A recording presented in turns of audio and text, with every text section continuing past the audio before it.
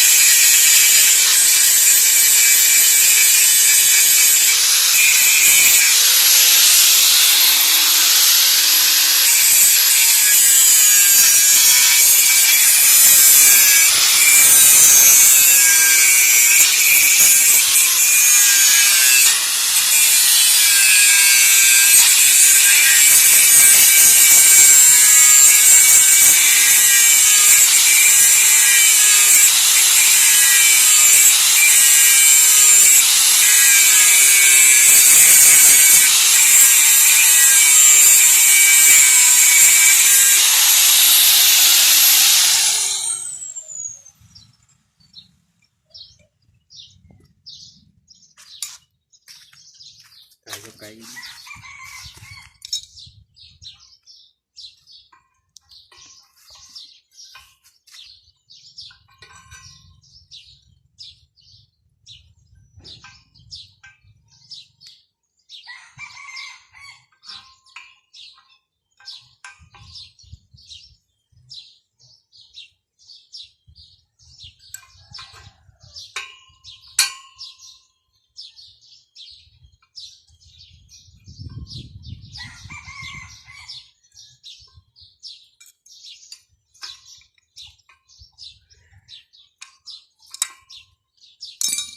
ว่าตอนนี้เขาก็เฮ็ดสำเร็จแล้วนะพี่น้อง